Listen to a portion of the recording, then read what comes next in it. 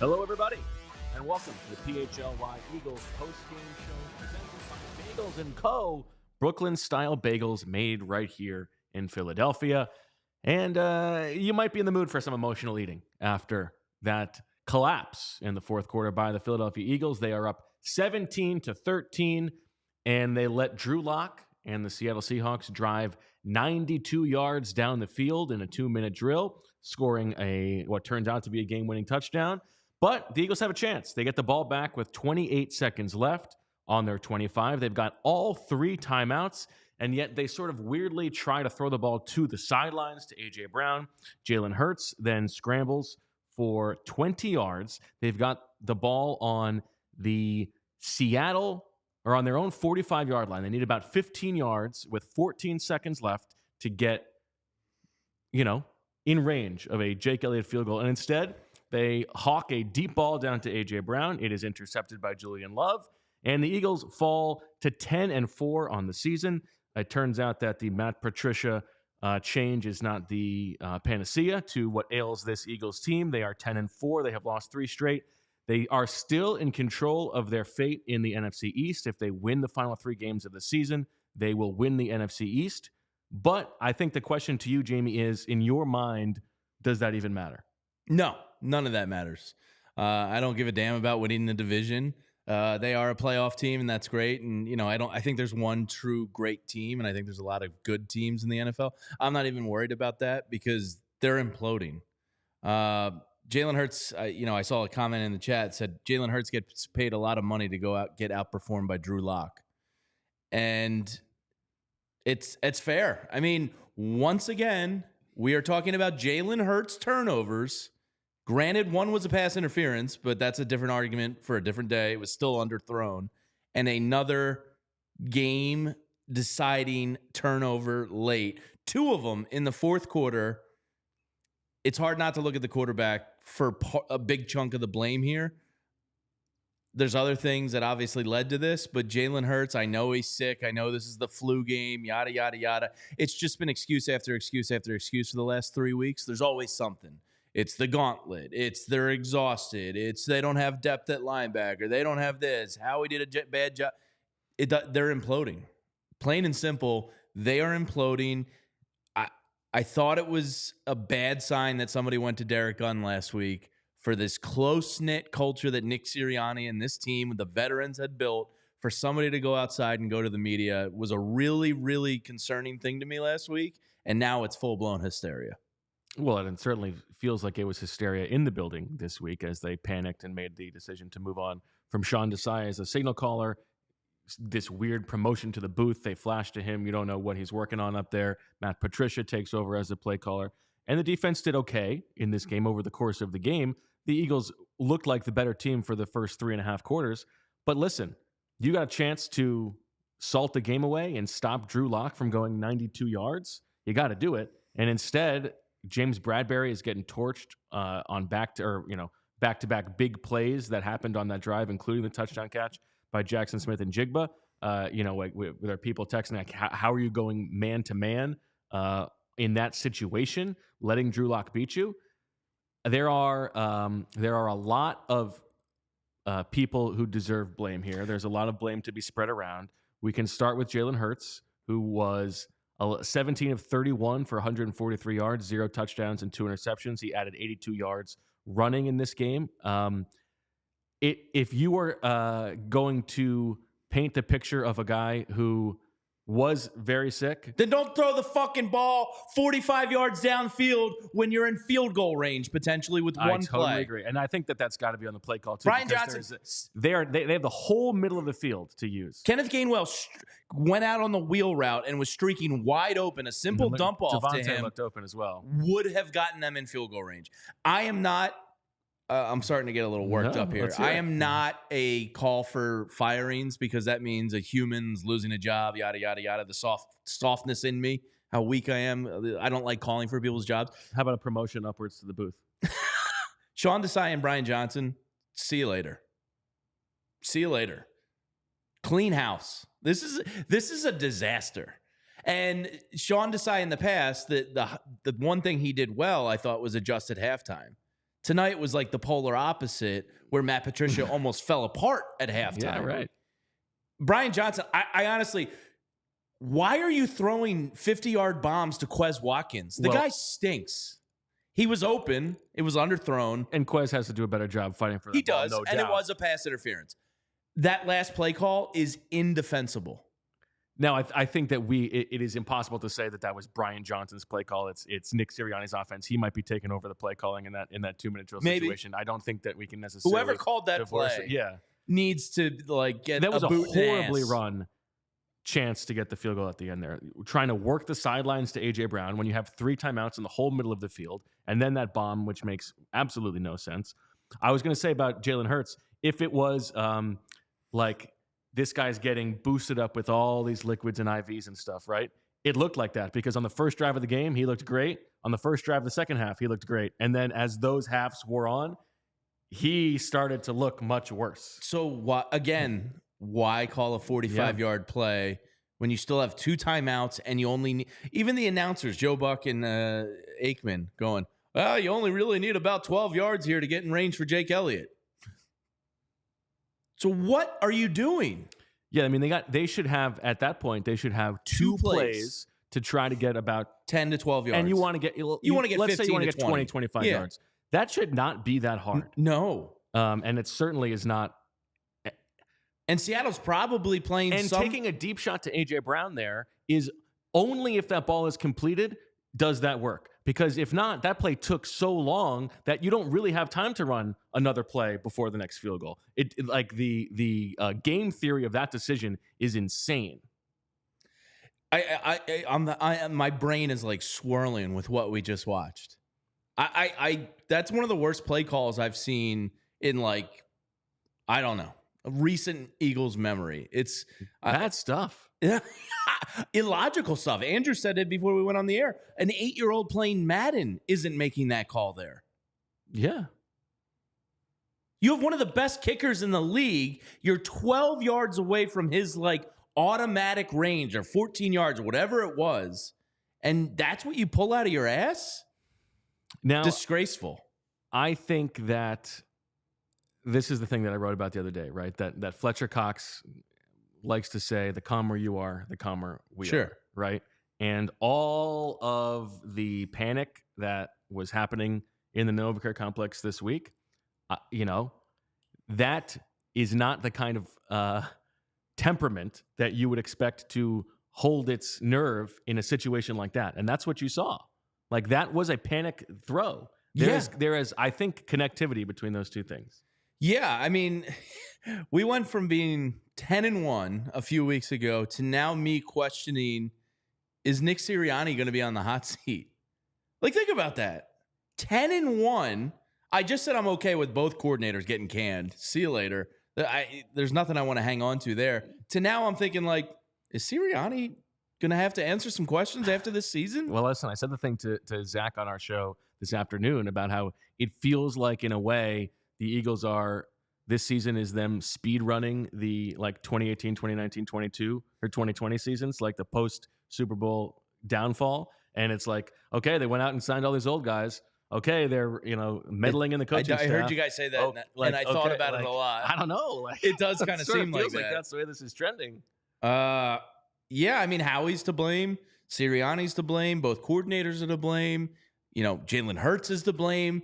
There's a litany of. Yeah, I mean, we have seen a lot of bad linebacker play in Philadelphia over the past Shaq decade. Leonard's back injury. Tonight might have been the worst. And Sidney Brown, it seemed like every big play Seattle was making, Sidney Brown was on the wrong end of it. Yeah, I actually and you he know made what some though? nice Like, plays I actually mixed didn't in. mind Sidney Brown. Like he was definitely He was all over the field. responsible for some big plays, but at least like there was somebody fast on the defense, like Yes. somebody doing something. Yes. Like I thought that Keely Ringo was kind of interesting tonight. But yeah, I mean, there's a lot of blame to go around with this. This is concerning. I mean, you're watching the season go down in flames. Tommy DeVito's licking his cutlets with a chance to play. I got to watch Christmas Day with some Giants fans because a couple snuck into our family, and now all of a sudden I'm like, I'm not even going to talk shit. I'm just going to sit in the corner with my tail between my legs, and I had my texts are blowing up still, and everybody's just going, "What's the point of the playoffs? This is a bad team. They're not going to beat anybody." Yeah, I mean, I think that it's hard not to feel that way. Yeah. And if we're trying to be optimistic, if we're trying to look for the silver lining, I'm kind of done with it. If you can somehow beat the Giants and the Cardinals and the Giants, you're probably going to be the 2 seed. I think there's a chance that they could be the 3 seed. I think Dana has said they probably have the tiebreaker over the Lions, but I don't know. Maybe somebody on the Niners gets hurt. And then something happens in the Super Bowl or in the playoffs. But like, it is hard to fathom the possibility of this team winning 3 straight playoff games. Yeah, I mean the thought of winning 2 playoff games is real. Like if Dallas has to come here, they're a different team away from Jerry World. Right. The first round matchup, you're probably going to be better than. It's not like this is the worst team in the league, but when you're now seeing them against playoff caliber teams, and Seattle's that ish. Can you win 2 games? Yeah. But like, you're not going to win the 3rd. You're not going to win the Super Bowl. I mean, stranger things have happened. I thought the Eagles season was over when Carson Wentz's ACL was torn. So like, what the hell do I know? But it certainly feels like you're not going to be able to win anything this year. Well, listen, we said in the kickoff show we were going to learn a lot about this team. Yeah, tonight, I think we did. Right? And I think you're right. I think we did. This was their chance, if ever they were going to be able to snap out of it, all year long. And I know, we were making the jokes about how this is the worst 10-1 team in the history of the NFL, right? Now it was kind of truthful. I mean, that was sort of truthful. But even the reason we were saying that is because we still had not seen a full performance basically all year long, save for the Dolphins game, right? Which was the closest. And it's all season. It's been like, okay, are they going to be able to flip the switch? Are we going to see some of the magic from last year? That is done. Like, it has been 14 games now. That is not coming. This is the team that they are. And so much for, the mystique of being able to win close games. Yep. We can push that aside now. They need to be better in so many ways. And it is on the players, it is on the coaches, and it's on the personnel. Some of the the reason that the defense is so bad, I think, is very personnel driven. Something stinks in the building, doesn't it? Like, something just seems off. More than like just veteran players not showing up. Something feels like that post Super Bowl, like something feels stinky. And I don't know what that is. When you are making drastic changes like they made this week in season, it has to be indicative of some rot in the building. I agree. They're like they're trying to be the duck, where you see them on the surface and it looks cool, calm, and collected, but under the water, they're freaking out. That's what it feels like. And it's going to be a very interesting Nick Sirianni press conference tonight. So obviously, I'm very much looking forward to hearing from Zach, who's going to be there and tell us about it, because he's going to have to answer things about this game, and he's going to have to answer things about why he was lying all week, and what the timeline was. Or was he not lying and the decision was made above his head and he disagrees with it? Well, exactly right. Which I think is more likely. Neither one is suggestive of longevity. So this is a crazy turn of events that, like, the thoughts I have going on about Nick Sirianni in my head. Like, a couple of weeks ago, I was talking to Zach going like, how's this guy not in the Coach of the Year finalists? Yeah. And now you see this going on and you're like, oh man, is he going to be on the hot seat? I mean, Doug Peterson got canned 2 years after a Super Bowl We had win. that as our headline last week, and people thought we were crazy. Maybe we were just ahead of our time. And it does coincide with Christian Ellis. The curse of Christian is very real. I think we can say that. I don't think you can deny it anymore. How could you possibly deny it? The proof is there. And listen, this is only mostly a joke. Yeah. I truly believe that decision was indicative of poor, short-sighted thinking, and I think that is bearing out. I heard something interesting from a friend of mine, Hugh Douglas, Eagles Hall of Famer this week. Okay. Yeah, big flex. Humble brag there by me. Yep. He was the man. He's a good He came over to the house for dinner. I was listening to him in my car alone on the radio. But he said something interesting about the Slay decision to get surgery. And I'm curious, and this is coming from a former player standpoint, so I'm not saying it. So I think it holds a little more weight. I'm curious your thoughts on this. He said the timing of Slay's surgery to me is really interesting. He said that's something you can play through this time of the year when it's put up or shut up time. You play through it. He thought the surgery decision was poorly timed and sends a bad message. Interesting. Now, I know Slay's probably thinking, all right, I can get myself better for the playoffs. Right. That's got to be his mindset. Probably is the right thinking. But something stinks with this team.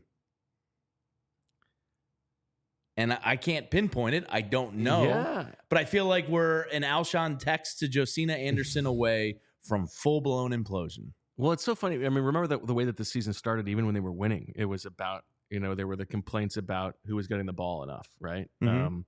And we were worried about Devontae. You always hear about the disease of more, right? Like it's hard, once you've been to the Super Bowl, it's hard to keep everybody happy and keep everybody in lockstep about the whole part of the process, right?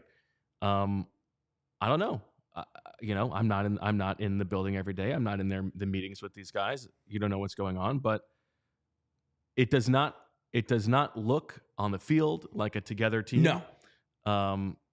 Like some of the things that have really fallen off, right? Like the running game, which requires everybody moving in concert. And they did run the ball well tonight. Yeah, they did. Swift was pretty good. 18 for 74. Kenny Gainwell, 6 for 21. And Hurts had 13 for 82. Many of those were called runs. They were calling Hurts runs a lot tonight. Yes. But those are things that require connectivity, and that has been off this season. The offense, like the passing game, everything looks so difficult at all times. Like even when they are moving the ball, there are contested catches. It's like guys are not running open. On defense, the defensive line has been the biggest disappointment on the team. Yes. And it's probably, if we're like pinpointing a specific reason that they are in this position, that would probably be the one that I would point to. But some of that has been short-sighted thinking of the rotation early in the season, these guys playing way too many snaps. And then like all these moving parts on defense, like nobody knows what they're doing, it feels like. And early in the season, it seemed like they were like really rallying to the ball well. And there was really good team tackling. They're missing all kinds of tackles the last 3 weeks.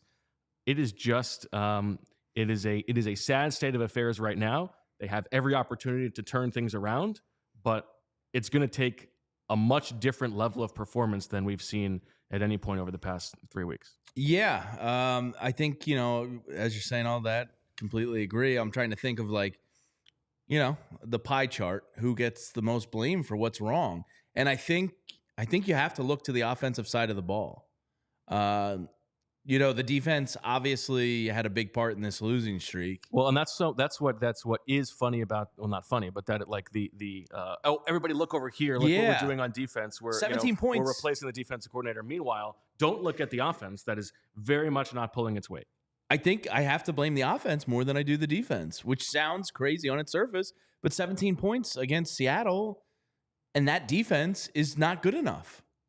And whether it's the 3 turnovers last week, that's an anomaly. It doesn't happen. Again, Jalen Hurts with turnovers tonight. Again, with Jalen Hurts with batted balls at the line of scrimmage.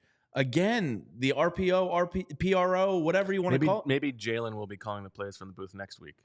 I mean, maybe. Kevin Byard said they wanted to self-scout. Let the inmates run the asylum. I don't give a damn. It can't be worse at this point.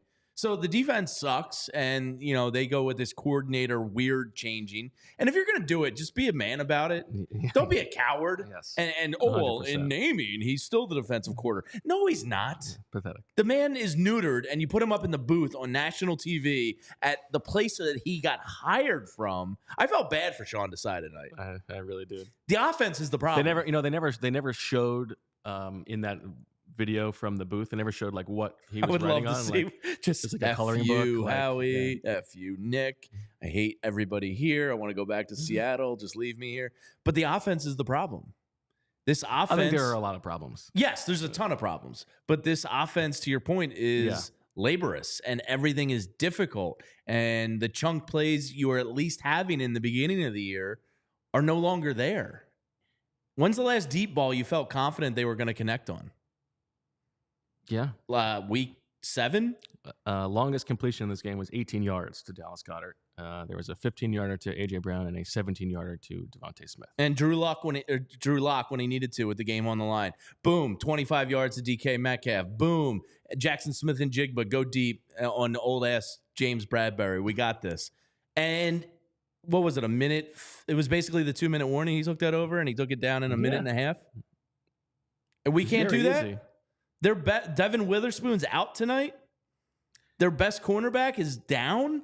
Yeah, and they're barely playing Reek Woolen. Yeah. Yeah, I mean, that defense should absolutely have been there for the 17 points is not good enough. The offense is the bigger problem to me and directly goes to Nick Sirianni and Brian Johnson. However you want to clump them together, I guess if you're pro Sirianni, you look at the first 15 plays tonight and you go, hey, that was great. And then it went to dog shit. And that's probably more on Brian Johnson.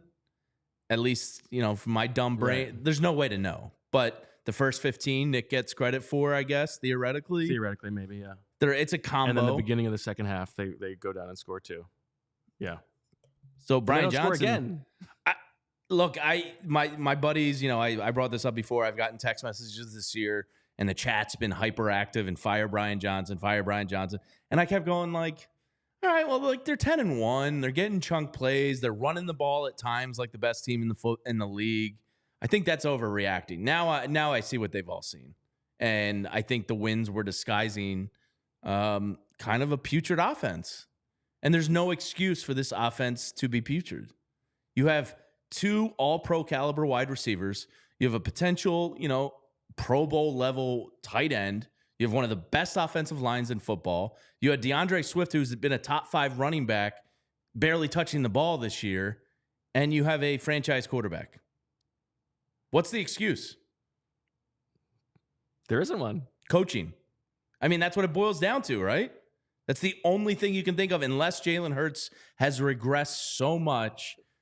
Which I think I don't he's know about regressed so much, but he is certainly not playing at the same level. It does not feel like he's seeing the field quite as well. Or as willing to pull the trigger. Who knows what he is playing through? But I still think he's pretty banged up. He does not look the same. No, at all. Anyway, the Eagles' wins over the past 3 weeks. Bagel. Brooklyn-style bagels made in Philly. That's what Bagels & Co. is bringing to the table. Huge bagels. The biggest bagels in Philly. They have a huge variety and usually about 15 to 20 different types to choose from daily. They've got seasonal bagels as well. For instance, they've got a Christmas-flavored bagel on display for the Christmas season. They've got a huge cream cheese variety, over 30 different flavors of cream cheese and schmears. Love a schmear. Love a schmear. Schmear. For instance, they do an Eagles cream cheese and they'll do a 76ers cream cheese. I mean, tough night for both, unfortunately. Both went down the night. But you can throw the cream cheese is also good for throwing at your wall. We did some Phillies promotional cream cheeses as well during the playoffs. So another season that ended poorly. But it's all good. I mean, who doesn't love a bagel? I mean, bagel is like, I would say top 5 food for me. I love bagels. I make bagel like lunch meat sandwiches. Of course. I've been on the bagel. I've bageled deep in my DNA. I love bagels. What is not to love about a bagel? I don't know. So versatile. It really is. Oh, man. So good. I make avocado toast on bagels sometimes. Okay. Oh, yeah. You know what I've been getting into recently is an onion bagel, Okay. which is not one that was usually part of my rotation. And now it's kind of like bumped up to like 2 or 3 in my rotation. Yeah. I grew up an Workhorse. egg bagel man. Now Okay. I'm I can't quit everything. It's got everything. It's got everything. Literally. All right. Well, for the best Brooklyn style bagels made right here in Philly, head to www.thebagelsandco.com/store-locator to find the closest Bagels & Co. near you. We gotta get you over the eye doctor there, Bo. You old age catching up with you? Yeah, it's a little. Well, That's right. It's every. I gotta stop doing first reads on the post game show. Well, let me while we're here taking a second to not complain about the Eagles and tell you about Game Time, because Game Time is awesome. I actually just got my wife's it's almost midnight. She's asleep. I just got some a nice little stocking stuffer tickets. Okay, nice. On Game Time 4. I've used it a couple times now. That's good. Even if she listens to it tomorrow, you didn't. She doesn't. I don't want to say what. I'll tell you off air. It's a good event though. Okay. But you can get $20 off your first purchase with code PHLY. Buying tickets should not be stressful. Game Time is the fast and easy way to buy tickets for all the events in your area: sports, music, comedy, and theater near you, with killer deals on last-minute tickets and a lowest price guarantee. You can stop stressing. One of my favorite aspects was seeing the view of your seat before you buy the tickets. So depending on the event you're going to, you know exactly what your sight line is going to be. The Game Time guarantee means you're always going to get the best price. If you find tickets in the same section and row for less, Game Time will credit you 110% of the difference. Snag the tickets without the stress with Game Time. Download the Game Time app and create an account. Use code PHLY for $20 off your first purchase. Terms apply. Again, just create an account and redeem code PHLY for $20 off. Download Game Time today. Last minute tickets, lowest price guaranteed. Let's keep the heat on the offense here. Oh yeah, let's dump on the offense. I'm ready to dump away. The Quez Watkins interception that comes after like a what looked like a very good start to a drive. They're moving the ball. Question: what would you say the success rate on a 40+ yard Quez Watkins play is? Good question. Now, usually we need Diaz. I think there is I believe this is like a selection bias, because usually if you even dare throw that ball to Quez Watkins, he's probably wide open. Yeah. Usually. Now, he might drop it. It might not be thrown accurately, but if we're talking about like we got to be at like when he runs those, then 6%? We're talking about like 3%. If we're talking about when you actually throw it, it's probably closer to like, I would guess like 40%. But I mean, Quez has got to make a better play there. Absolutely. Like, no doubt about it. It was also a clear pass interference. It's also like, the guy gets thrown the ball one time in 3 weeks. Like, for him, that's like for who, for what? Yeah. Like, I saw he's got free agency on his mind, probably. Janez mentions here in a minute. He had a tweet that was cracking me up. It said, it's been 4 years of Quez Watkins, basically like, fuck off already. Yeah. And I'm done with Quez Watkins. Like, he just absolutely brings nothing to the table for me. We got a tweet tonight on our show account that said, I miss John Hightower. That's how down we are. I miss John Hightower tweets coming in. That's pretty low.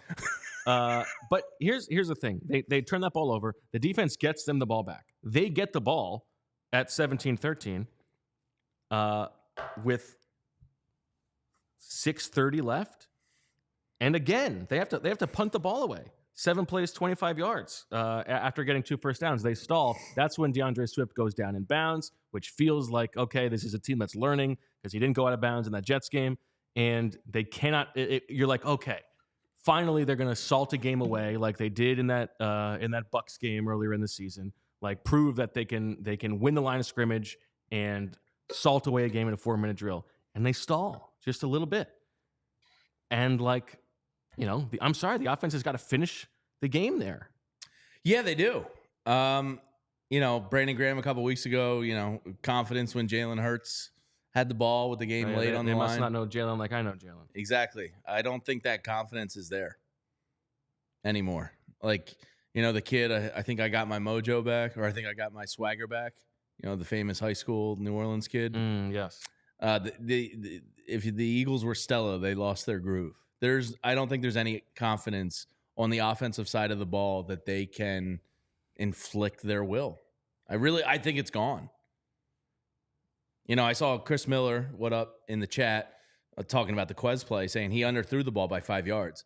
And this, to me, is why I go back to Brian Johnson and Nick Sirianni. Like, if you're, I'm a little bitch when I get a flu and the chills. Like, I turn into a pathetic human being. Yeah, man cold. We've all done that. Like, terrible.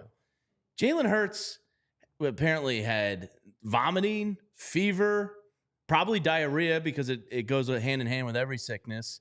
The chills, all of that. So what are we going to do when the game's on the line and you just kind of need to manage your way to a win? Let's throw the ball as deep as possible late in the game when we've been running him all game. Think that's good for his energy? You think that's a smart decision? And like Chris, I agree with you. The ball was underthrown on the Quez play.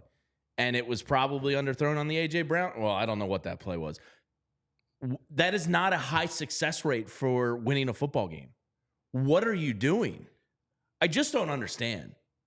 We have talked about like Jalen Hurts does not have, for all of his strengths, the like situational like 400 level ability that like you see from the Peyton Mannings or the Patrick Mahomeses of the world, right? Sure. Even Josh Allen. He has this unbelievable force of will and like this like adultness that sometimes is lacking in the organization, I think, but he does not have that like special ability to know exactly what is needed at the end of game, end of half situations. Like he often makes the wrong decisions based on what like the situation calls for in those scenarios, and that has not improved over the course of like that's like the one thing that has not improved over the course of his tenure as a starting quarterback. While I agree with you, I'm trying to think of a Chiefs game or a Bengals game or a Ravens game or a Bills game. Are they doing things as illogical as what we just watched though? It's a marriage, right? Question. Like I agree with you. It feels like they're off feels like the season is off the rails, right? Completely. But like Patrick Mahomes is more talented than Jalen Hurts. Like, duh. Are they throwing the ball for? And they might, because Andy Reid's nuts. But is that really the play call that is going to put you in the best position to win there with the game on the line? Like, I understand Jalen, because in my head I'm watching Patrick Mahomes or Josh Allen 2-minute drill where they're just taking what's given to them. Right. They're not forcing stuff. They're taking. And by the way, this just came to me on that 12-second scramble he had. How the hell was nobody open? Yeah, how was nobody open? How is that possible? Yeah, that was wild.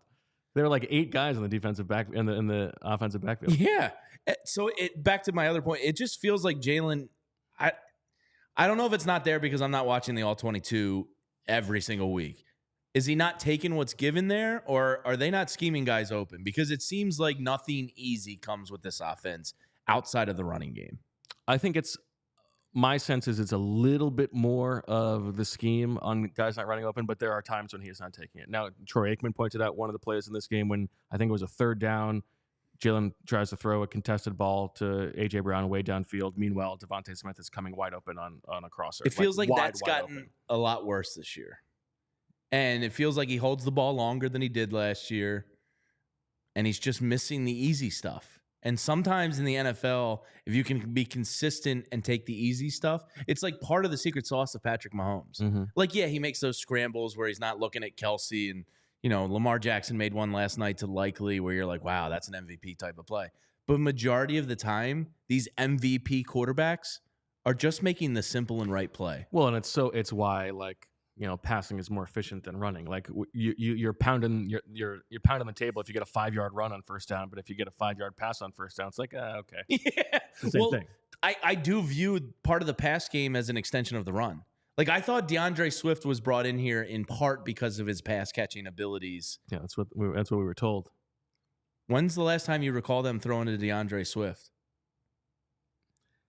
Well, yeah, he had a. Well, I mean, they threw that one he's deep had ball one or to him two. tonight that was incomplete. But where's the wheel yeah. route? Where's the stuff in the flats? Where's the checkdowns and dump offs when things aren't developing and he's holding the ball too long? There's no emergency, like close, easy routes that Jalen is hitting this year. And whether that's on the scheme or Jalen, it's probably, a little bit of both or a lot of both. But where is it?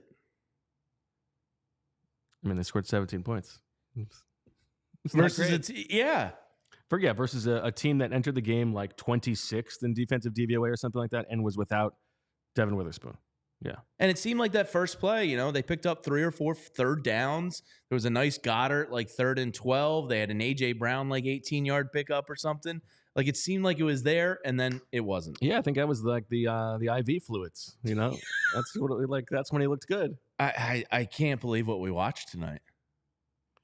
Pretty bad. I was watching it going like, they're not going to lose this. Oh shit, they're actually going to lose this. Like it just they were lifeless. That was pathetic. Does this I'm disgusted. Yeah, how much does this change how you like just feel about all sports? No, the team. Yeah. But all sports, life. I mean, I don't know. I would fire both coordinators right now. I don't think either of them has done anything deserving of keeping their jobs. Nick Sirianni, I need to, if I'm Jeffrey Lurie and Howie Roseman, I need to sit down and talk to him at the end of the season. My sense is they've been doing some talking. Yeah. And I think Nick is bugging out. You saw him, pregame and super hyped up on that first drive, like some pent-up emotion was coming out there. How he learned from his mistakes in reconstructing a roster that was at an elite level there, but he then went and reverted back to maybe giving some older players money that they shouldn't have gotten. It changes a lot. This is really bad. Like, okay, Bill, let's see, the 2 games, the Cowboys and the 49ers. I went, all right, that's the end of a 6-game gauntlet. They were physically beaten down, exhausted, blah, blah, blah. I went, okay, that's some excuses that I can buy. There's no excuse for tonight. None. Yeah, I agree. They got an extra day of rest. Drew Lock. He didn't even know if he was going to be starting tonight. Now, let's get to the defense then. Because, they did allow Drew Lock to, march down James the field Bradbury's with cooked. ease. And there was a point in this game where James Bradbury was just like rotating with Josh Jobe, which was weird.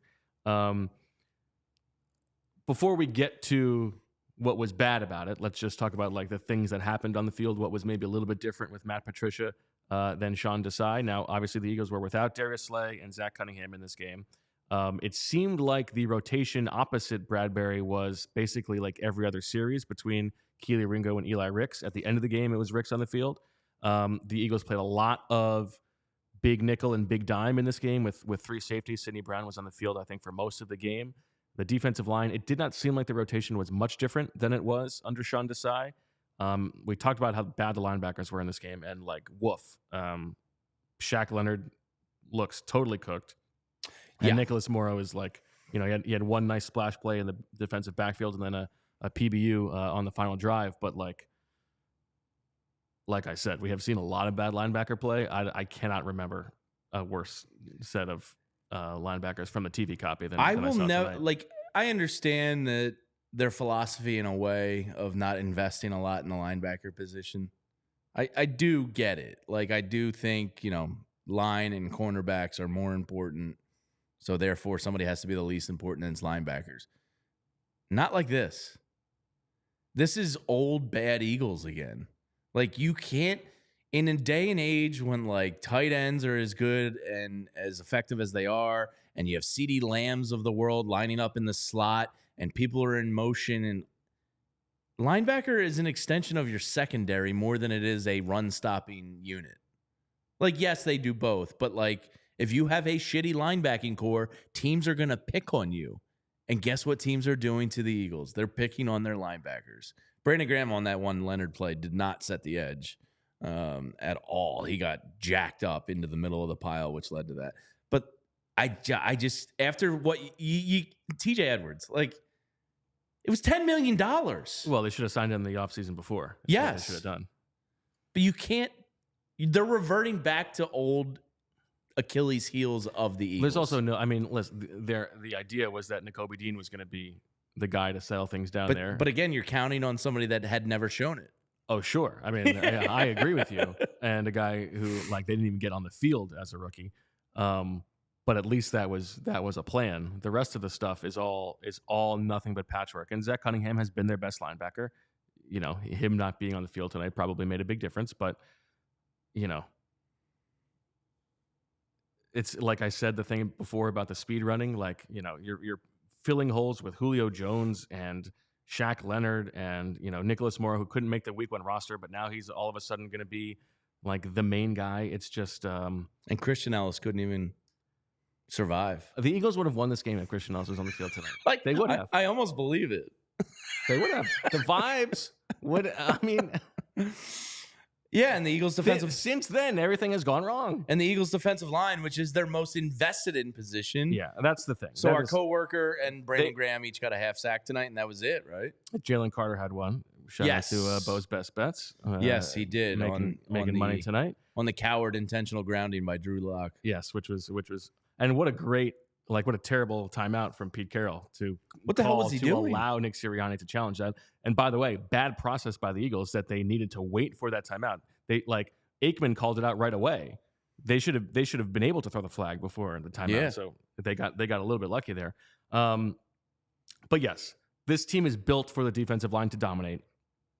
And in this game, you know, that first drive of the second half, when the Seahawks are just running the ball down their throats and the absence of pressure on Drew Lock in this game, there are first round picks and guys getting paid, you know, tens of millions of dollars, and they are just not holding up their end of the bargain. It's really bad. Yeah. This is just what's good about the Eagles right now? I think that's a good question. DeAndre Swift was good. The special teams are good.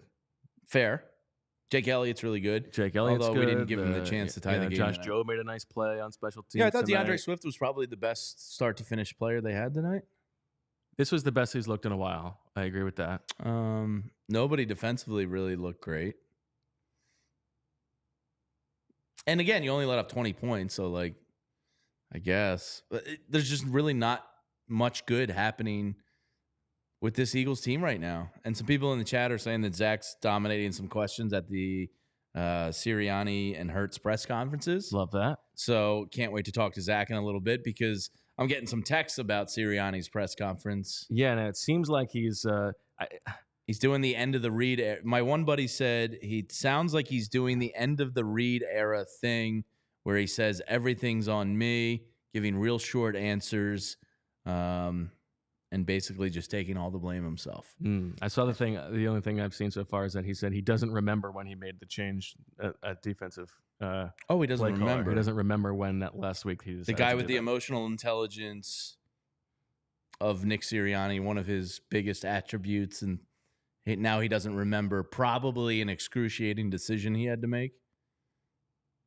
Because I'm sure, actually, Sean Desai is not his guy. He might not care, you know? Right. It's not like he brought it in Sean Desai originally. Shane Steichen. Can we get him back? Jonathan Gannon, you rat fink. I would rather have Vic Fangio. I think everybody would. Well, yeah, of course. And if the Cardinals and Gannon had been more honest about their flirtation, the Eagles probably would have Vic rat fink Jonathan Gannon. It all comes back to him, that bastard. Looking at it as Infinity Ledges pool. Like, you gonna go to that game on what is it, New Year's Day? New Year's Eve? No, I'll be right here with you, Bo. You'll be yelling again from here. It's hard to not look at last year and this year and just look at the coordinators, right? Like when you boil it down, yes, Jalen, step back. I think that is robbing the players themselves of blame. Okay, yeah. I also think it's robbing Sirianni of blame. Fair. Because he's in charge of those guys, right? But Shane Steichen, much better than Brian Johnson. Jonathan Gannon, much better than Sean Desai. Well, I'm not 100% convinced on that second one. I'm not a huge Jonathan Gannon fan. The personnel is so different. He also set an NFL record or almost record with sacks with a The players did. a very similar unit. A very much easier schedule. True. But Gannon's better than Desai. Just say it. And I'm not even a Gannon guy. Just say it. I don't know if I can be convinced. Now, I don't know. I am not all the way willing to go there. I hate Jonathan Gannon. I will admit he's been better than Sean Desai. Well, his performance last year, given what he had, was better over the course of the season. But I don't know that he would be doing much better with this situation on defense this year. He wouldn't be doing worse. Desai's, as I said to Zach today, Desai has more performances in a season in which he was basically fired mid-season that were good against good quarterbacks than Gannon had in 2 years. Every time he played a good quarterback, the defense got just destroyed. Yeah, there was that completion percentage thing where the good quarterbacks were like 74% completion percentage. I hear you. I think that what might be true is the thing that we don't know is like the leadership, or like, you know, if it is true that some of the things that Jeff McClain reported about, like Sean Desai's personality not necessarily like vibing with the rest of the team or something like that. Well, he looks like a pixelated 80s video game character if you're looking at Zach Berman's phone with his potato. So I don't know. Maybe there are some things behind the scenes about the way he gets guys motivated that I can't identify. But in terms of like just on the field game day play calling, I'm not so sure I see a huge difference. It feels very different. And, you know, the defensive line is pretty much the same. Javon Hargrave and Jalen Carter, obviously, you give Hargrave a slight odd because he's a vet and he's done it longer. But, like, more or less, it's the same unit. And you have, I don't know, it feels like 16 times less sacks. Like, when I say this, I'm looking at the sacks thing because, yes, TJ Edwards and Kaiser White and those guys aren't here anymore. And Bradbury was a lot better last year. Marcus Epps, maybe we undervalued some as just a steady Johnson. The linebackers were better. Yeah, the linebackers were no doubt better. But the defensive line is what has me like, what happened? Yeah, because this isn't good enough. I don't know what the answer to that is. Josh Sweat has everybody has tailed off. Him and Reddick seem close a lot, but not getting it. I don't know. This defensive line has way too much money, high draft capital invested in it to give you the lack of production that they're giving you. Trying to look here at the defensive sack stats for the guys themselves. It feels like sacks are like few and far between this year. And I know Reddick's in double digits again. What's that, the third straight year for him? But it's just feels like you're in the desert and you're searching for water and they just can't ever give you any. There's just no natural pressure. And, you know, we talked about it before with Zach. When you're blitzing on third downs, like, why don't you do it? Well, because they suck at it and teams pick you apart. Like, it just seems like they have no answers on either side of the ball. So Josh Sweat doesn't have a sack in the last 5 games. He's been invisible. Like, he's made a couple plays and he's been around the quarterback, but he is not getting the production that we all thought he was after the first couple games of the year. Yeah. You could say, Jamie, that like the Eagles are having trouble getting into the quarterback's wheelhouse. You could, but I don't have a problem getting into wheelhouse cards because they're open 7 days a week, Bo. Usually at 11 a.m. And they have 2 convenient locations for you, Wayne and Westchester, and it's an awesome place to get some last-minute holiday gifts for that fan in your life. And I know Zach Berman's son, it's his favorite store, so that should be good enough for you to go and stop into Wheelhouse because it's our go-to sports card, gift, and apparel shop in the Delaware Valley. Their motto is cards and community because the love of sports is why we're all here complaining. It unites us all. Complaining about the Eagles, never Wheelhouse cards. Yeah, of course. They carry all of your favorite card brands like Top Scrum Baseball and Mosaic Football, as well as T-shirts, hats, hoodies, and more from great brands like Mitchell & Ness, 47 brand, Junk Food, Starter, and Shibe Vintage Sports. And if you're looking to get your sports card collection graded, well, Wheelhouse Cards has PSA grading submissions They also host a ton of different family-friendly events and birthday parties every month. So stop into either of their stores in Wayne or Westchester, open 7 days a week at 11 a.m., and use code PHLY and get $10 off any purchase of $25 or more in store. Also, be sure to give them a follow on Instagram at Wheelhouse Cards. Okay, looking at some of the advanced stats for this game on defense. By defensive EPA per drive, this was a very middle of the road game for them. It ranked 1, 2, 3, 4, 5, 6, 7, 8, 9, 10th out of 14 games so far. By success rate, it was even lower, 52.5% defensive success rate. That was their fourth worst game of the season, which is like, you only gave up 20 points, but the Seahawks were moving the ball. It felt more worse third than and the long 20 conversions. points. There were at least 2 third and 10s and another third and long conversion. Now, one thing, now this is not always exactly accurate right after the game, but if you're looking for ways in which the defense was different under Matt Patricia, the Out of 3 safety sets. just a 5.7% blitz rate per dropback, which is by far their lowest of the season. So you saw much less blitzing from the Eagles defense. Can they tonight. blitz? Well, yeah, I mean, that's the thing. They've Who are been you gonna so blitz with? bad when they blitz. Sidney Brown, I guess, is your number one answer. Right, he's got some because speed, he's fast. some speed and some violence. There's not a single linebacker I would consider blitzing. Cornerbacks, you're not. I mean, maybe you go with a Ricks or a Ringo or one of the kids just because they're young and athletic. You can't blitz Bradbury. It'll take them 14 and a half years to get there. You're not blitzing Slay because he doesn't like to tackle. I guess Blankenship occasionally you could, Yeah, but it's hard to blitz usually they come from safeties so deep, yeah. unless you're Brian Dawkins. There's really not an option to blitz with when you think about it, outside of Sidney Brown. Maybe Kevin Byard, but no. Yeah. The run defense, which was so good the first half of the season, first like 2/3 of the season. Yeah, really. remember when we said that the secondary problems were because teams just stopped running the ball? Yes. That was a thing. That was like reality. And now for a some of little this is like credit to Kenneth Walker because he had some really electric runs tonight in which he was making guys miss. But 19 carries for 86 yards, including that 23-yard touchdown run.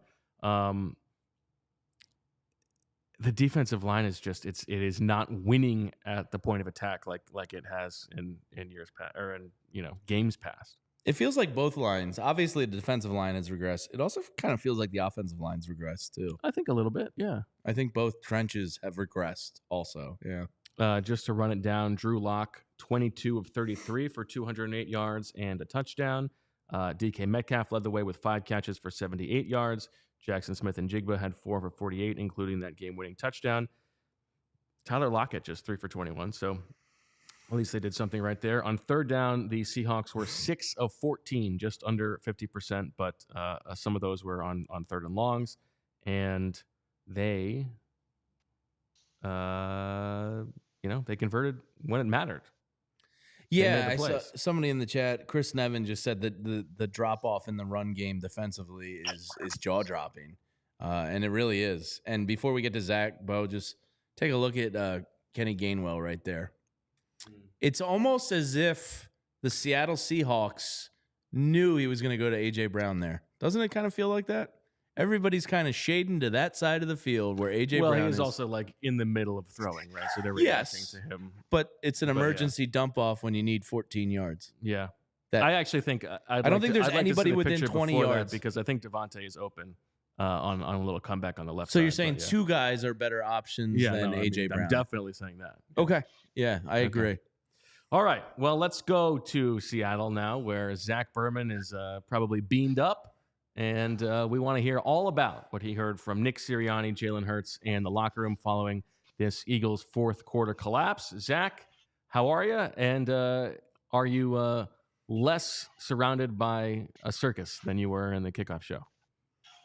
Less surrounded by a circus, yeah. It's a quieter workspace now, so I'm able to hopefully not have the same background noise, but can provide even better info after being down in the locker room, speaking to Nick Sirianni, speaking to Jalen Hurts, speaking to some leaders in that locker room to try to get a sense of what's going on. All right, let's start with Nick Sirianni, who had a lot to answer for, both in terms of the play calling in this game, the way that the Eagles let this game off the hook, and also the way that he handled things last week with the defensive coordinator change. Tell us what the tenor was like with Sirianni and what you learned. He was very matter of fact about the change. He said that it was a decision that he made. He said it was his decision. He made it. He said in the middle of the week when they started game planning. And I'll get to some nuance there in a bit. He said that he did not tell the media about it at first because he always wants his players to find out before the public does. And number one, number two, he spoke to the player council after he spoke to after he made the decision. So he consulted with them. He didn't consult with them about the decision. He explained it and discussed it with them. And then he felt that as the week went on, it was a competitive disadvantage to confirm, to explain what was happening. So that was kind of the timeline there. Now, real quick, just from working the locker room, players found out pretty early in the week. I think players found out in Tuesday's meeting. And when they started practicing during the week, it was Patricia in charge, right? The game planning probably started last week, Monday, Tuesday, right? But it seemed that players kind of caught wind of this earlier this week. But as far as the exact date, things kind of run together. Sirianni said when they started game planning, and then the information that I was given or that I heard was the Tuesday meeting, as far as when this decision was made.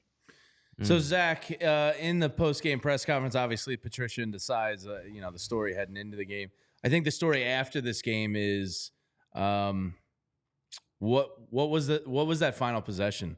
Why try a 45-yard plus throw to A.J. Brown when all you needed was 14 yards with one of the best kickers in football to give your team a chance to tie the game? Did he shed any light on the play calling? Because there was a couple play calls, i.e. deep balls to Quez Watkins, that situationally didn't feel right. Yeah, so the Quez Watkins throw did come up. To be honest with you, though, most of the press conference was not about the game-specific things tonight. It was more about the decision that was made in terms of changing the coordinator and some of the big picture stuff that has to do with the team losing 3 in a row and why they're there. The Quez Watkins throw, I asked Jalen Hurts about both the interceptions, and he said he was trying to be aggressive, and he took the responsibility. He said it's on him. He's the quarterback. I'll get more to what Jalen said in a bit. As far as the throw to Quez, I have to listen back to give you the exact part of it, but Nick said essentially like it was hard for Quez to do more on that play. I'm paraphrasing here.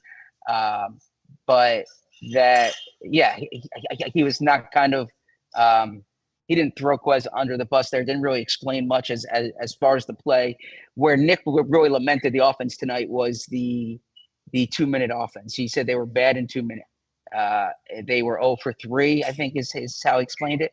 And they're not, he said they were not good enough there. And he did say there's no changes coming as far as offensive play calling. Surely we can believe that. Yeah. I asked him, this is 3 consecutive weeks that the offense has failed to score into the 20s. What role does the offense take in where the team is?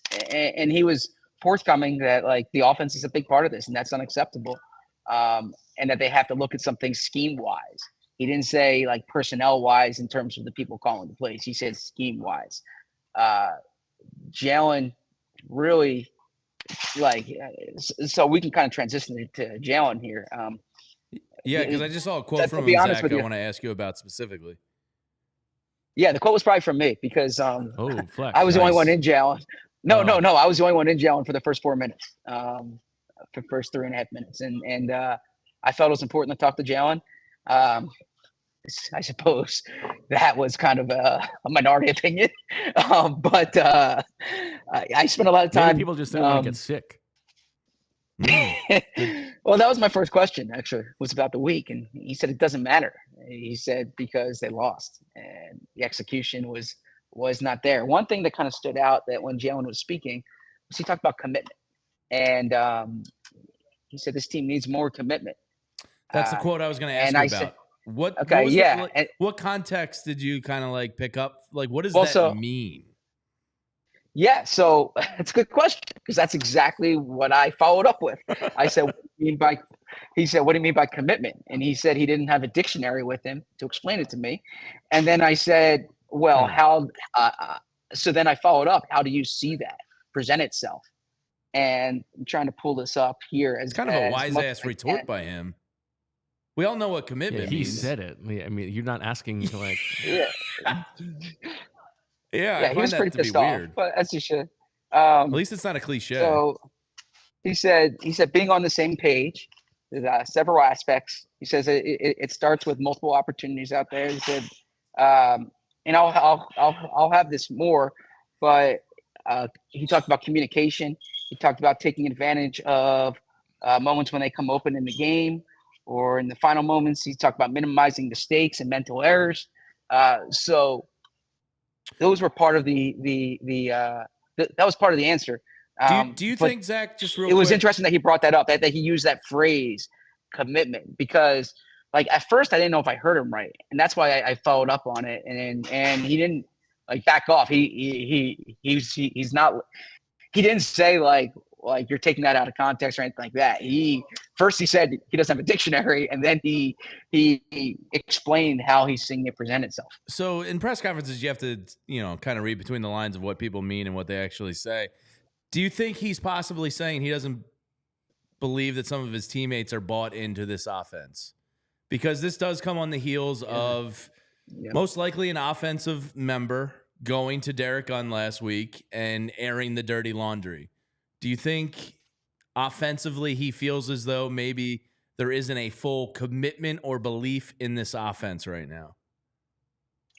I'm not ready to take that leap, but I don't think it's like so much of a stretch.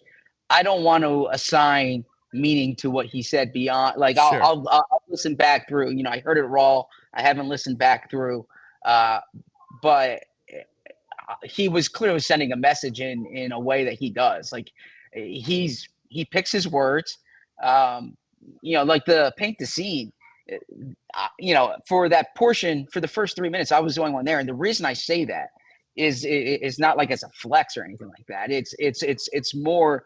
This could have been like me talking to him away from the camera, right?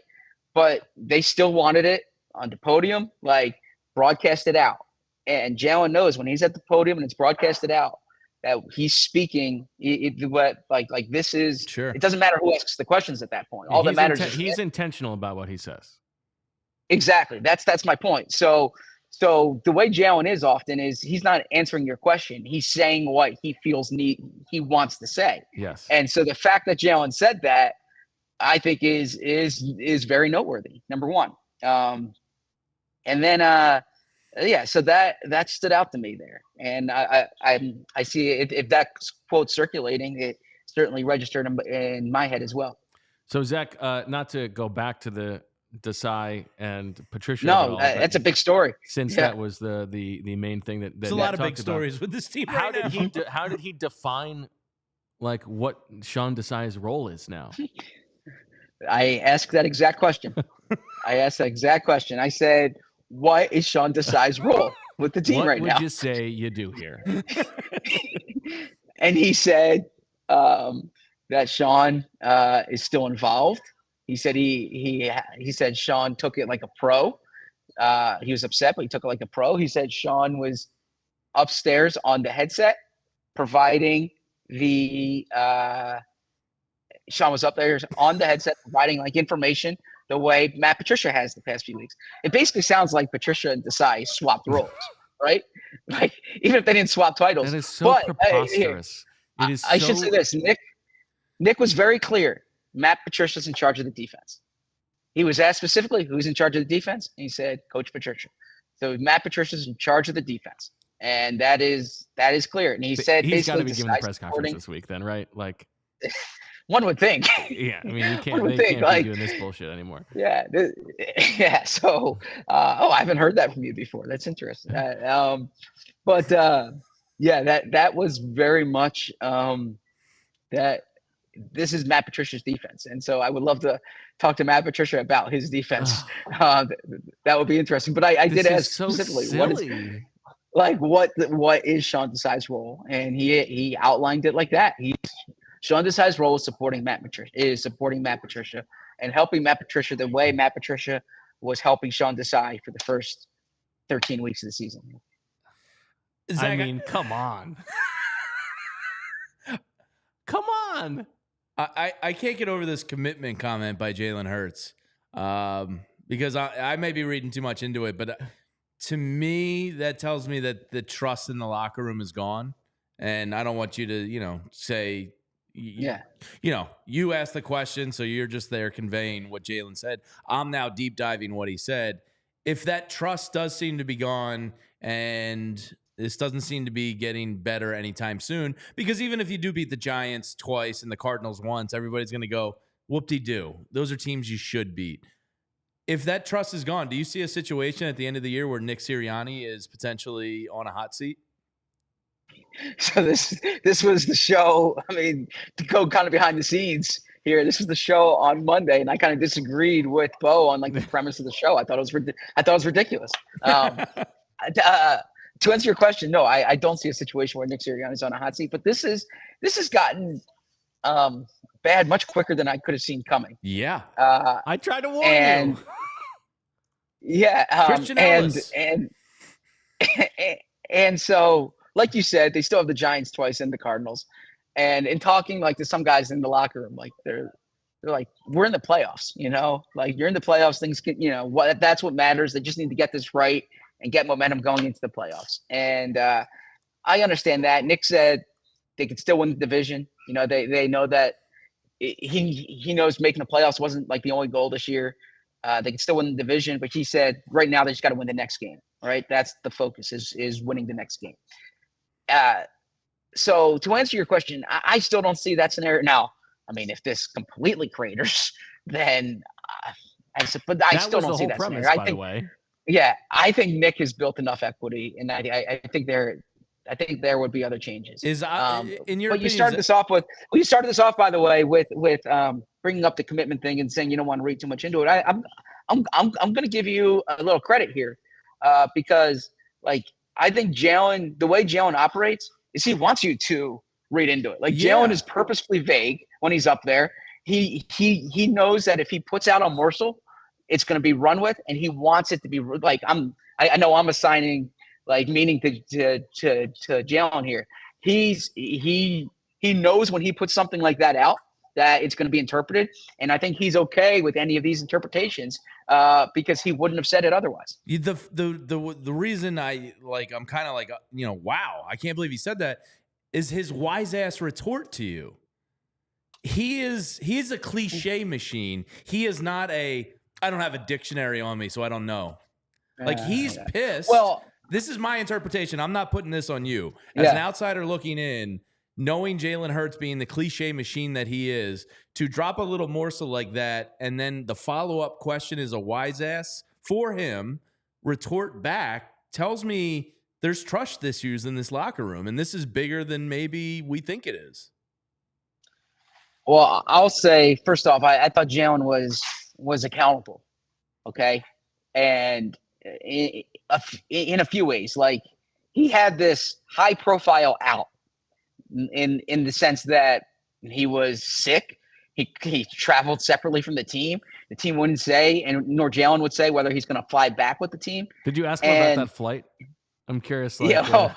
He completely dismissed questions about how he's feeling. He said, it doesn't matter. We lost. That's what execution is what matters. And then I circled back and I was like, I know you said it, how you felt doesn't matter, but how did it affect you?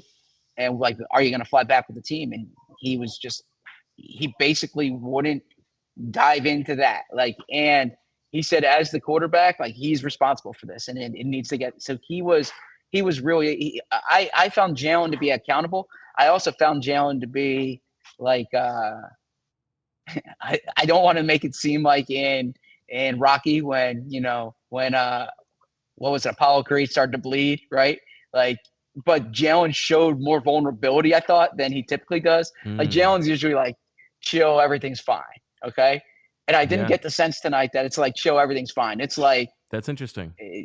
Yeah, he was much more pissed off than he was like the cool guy in the room. The calmer you are, the calmer we are, right? Like this whole week it is all trickling down. Like for Jalen to be acting that way after their third straight loss, obviously there are reasons to be like that, but like he sees that things are uneasy around him, and that is why he feels like he needs to send that message, I think. Yeah, maybe so. Look, he's a smart dude. He knows the power of his messaging. So I'll say that. So who else did you talk to in the locker room, Zach? Yeah, I mean, I spoke to Bradbury. I spoke to Sweat. I mean, Sweat's like Sweat said it's going to look to people like the pass rush didn't get home, and he's like that's not the case. He's like, but it's a game of almost, and he's sick of the almost. But yeah, he was saying that. Yeah, Bradbury. It was. I spoke to Brandon Graham, by the way, and Brandon Graham, to use the quote that you used in your column that Fletcher Cox said, like the calmer you are, the calmer we are. That would describe Brandon Graham. Brandon Graham did not break character. Brandon Graham was like, that's good. I brought up the panic word to him, right? And he's like, panic. He's like, we're in the playoffs, man. he's like, we just need to get this right. We'll be fine. And that's kind of, that was the sentiment that I heard there. Yeah, I mean, Bradbury said that they heard pretty early in the week about the Desai thing. That they had time. They had time to prepare for this. Like this was not something that like crept up on the players. This is something that was happening early in the week or middle of the week, however you want to. It was a weird week with the Monday game, or whatever you would call middle of the week or earlier of the week. And the team intentionally tried to keep it quiet. Nick did reference, by the way, 2021, how they made this change. He said it's not exactly the same. What I don't understand is like they clearly knew you can't keep this under wraps forever, right? So, and at some point this was gonna get out. So, yeah, it's gonna be an interesting week in that locker room. But this was a loss like this. So if I'm taking off like the reporter down the locker room and just telling you what I saw, I will listen back to the show when I'm on the plane tomorrow. Oh, you're gonna hear a lot of anger from me, Zach. But to me, like the offense was the biggest problem tonight, and I know the 92-yard. Okay, like that 92-yard drive. That's unacceptable. I get it, but you weren't going to win this game 17-13, right? The Seahawks defense is a bad defense. No, but like you didn't come here saying like, oh, we're gonna win 17-13. So did they fire the wrong coordinator? Well, the problem is that I don't think either coordinator was like I don't. The proof is in the pudding with the offense. 3 straight games without scoring into the 20s. Yeah, it seems unimaginative right now. I mean, to use the term that was floated out before, and yeah, they're not scoring. They're not efficient, and it kind of seems like either they go 3 and out or they score a touchdown, right? Or a field goal. But so there needs to be some type of rhythm there. But yeah, I think the offense needs to catch heat this week. Yeah, and like Zach, I'm not saying. Sorry. I'm not a proponent of just like firing everybody or like taking away duties. Like I think there's a lot of rearranging deck chairs when you do that. But they need to figure this out because they're not going to win games scoring 17 points. It's that simple. So AJ Brown, I just looked at because I was curious. He had that amazing 6 or 7 game stretch, which was actually in this season that happened this year, and then it went 66 yards, 8 yards, 37 yards. He bounces back with 114. a 90, and a 50. Like, either defenses have adjusted to this offense and figured them out, and the Eagles don't really have a counter, or the offense just fell apart. The route trees suck. It's unimaginative, whatever you want to say about it. Something has happened here where the offense has dramatically gotten worse after, what was that week? Right around Halloween. Like, I just looked at A.J. Brown because this offense goes as kind of A.J. Brown goes, and there's a noticeable difference in his game log. Yeah, I don't disagree with you. Is it Brian Johnson? Is it Nick? Like, somebody has to kind of answer for this. Yeah, so I'm a player guy, and I think Jalen is an extraordinary quarterback, right? Like, you saw that last year. Like, he got that contract for a reason. He is who he is for a reason. He needs to play better. He touches the ball on every play. He has more turnovers right now than I think he might have the most turnovers in the league among quarterbacks. I don't want to put out false information, but certainly the most in his career. And he's not, like, his numbers are very pedestrian. He's like not even throwing 200 yards a game. So I look at this, and he's making weird decisions. Like you said, like they had 28 seconds, 3 timeouts. It was the second question on our interview I just call this an interview, on our conversation here.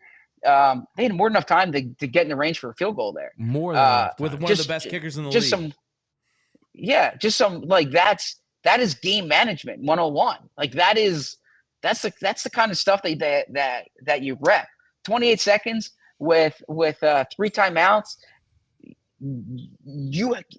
There's 4 plays you can run there, 3 or 4 plays you can run there, get 40 yards, and you're in range for a field goal, and you go into overtime. Shout out to MJ with the super chat, who says that's what Jalen meant by commitment. The players know the offensive scheme / play calling isn't good enough. It's losing the locker room. I completely agree with that.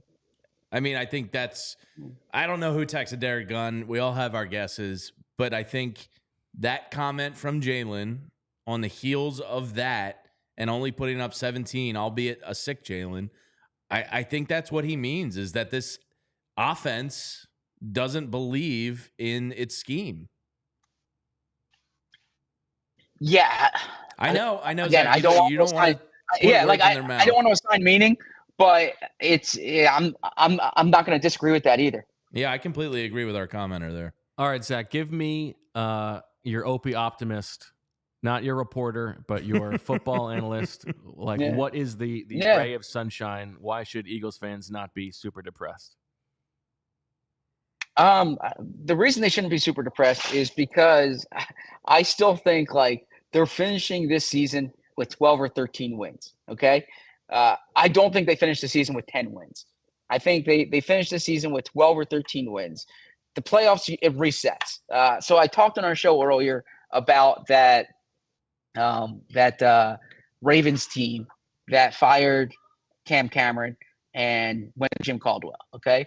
It's not like when they went to Jim Caldwell, everything worked. They actually lost their next few games. They were 9-4 when they fired Caldwell. I think they finished the season 10-6. And so, but then it resets in the playoffs. And in the playoffs, and we've seen this, I mean, I covered the Giants in 2011 when they definitely were not they were a vulnerable team for a long time there. And then they got hot in the postseason. Okay. And they went on, they win the Super Bowl.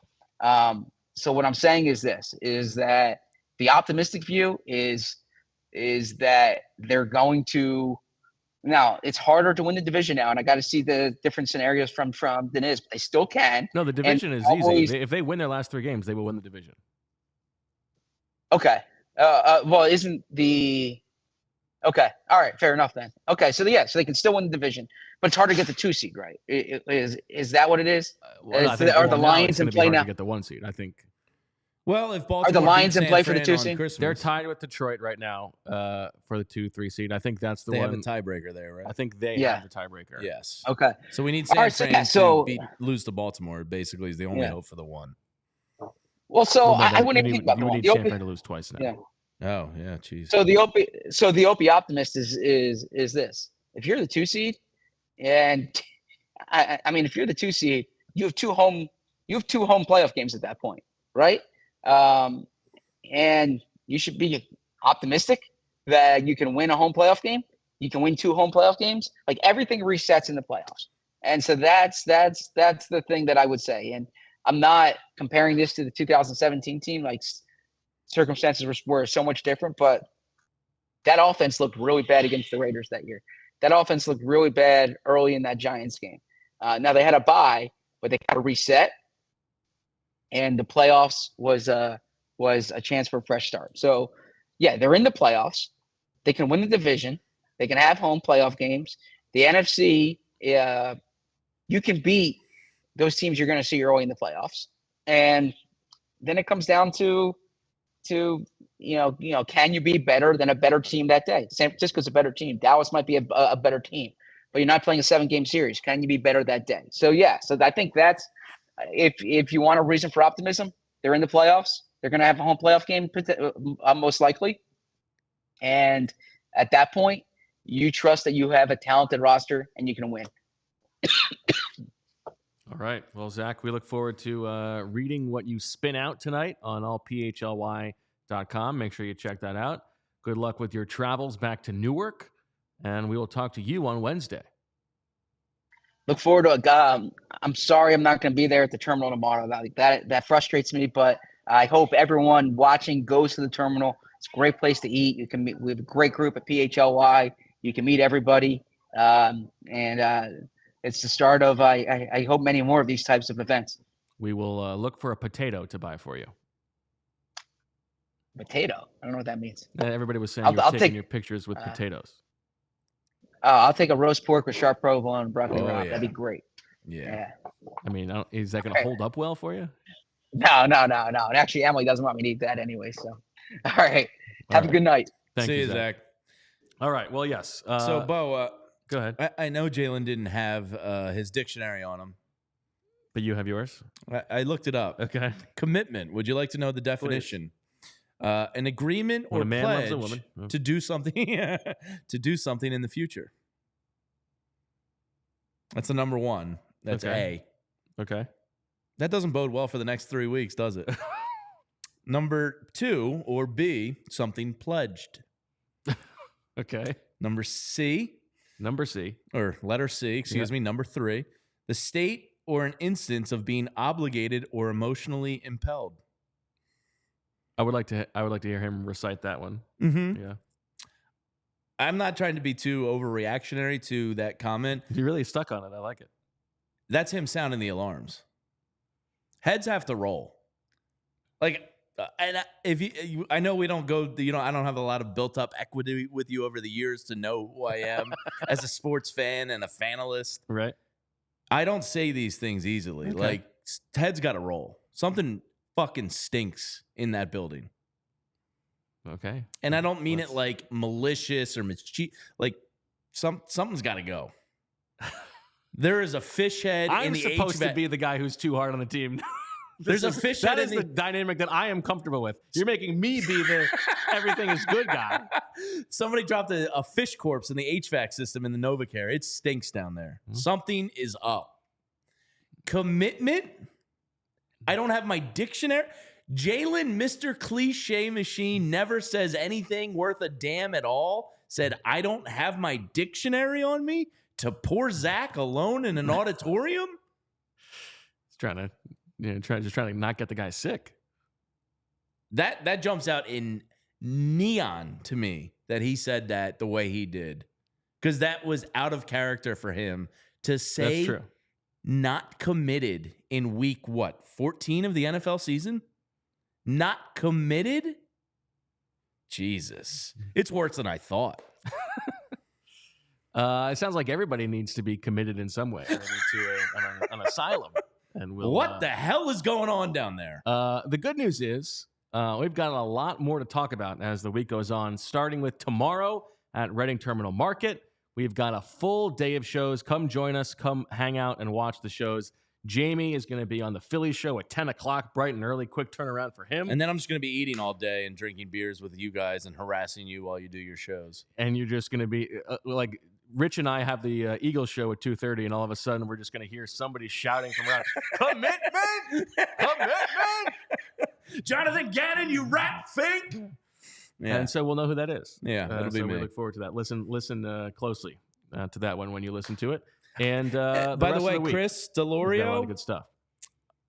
The Hugh Douglas thing I told you earlier, Chris asked, is that a dig at Slay?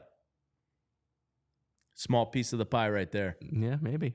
All right. I don't think that goes over well. Maybe not. People are asking. I'm just here to ask some questions. That's all I'm doing, Bo. You know, it's 2023. We got to ask questions. Somebody's got to do it. All right. Well, that'll do it for this episode of the PHLY Eagles post game show. Our weirdest one yet? Well, I think this deserved to be weird. Yeah. The Eagles are getting weird as their season is slowly circling down the drain, as they have already clinched a playoff spot and may win the division. So a lot to follow if the Eagles can handle this final 3-game stretch. If they play like the way they've played the last 3 weeks, I'm not so sure they're going to go 3-0 against Tommy Cutlets and the Rat Fink in the final 3 games of the season. Right. But we've got a lot to see, a lot to talk about, and a lot to unpack over the course of the next couple days. Who just we look forward to the Reading Terminal Market tomorrow. Join us there. You got a chance to meet all the good people here at PHLY, so we're looking forward to that. And that'll do it for this episode of the PHLY Eagles postgame show. Thanks for listening. Thanks for watching. For all of us here, we thank you, and we'll talk to you tomorrow. As always, we love you.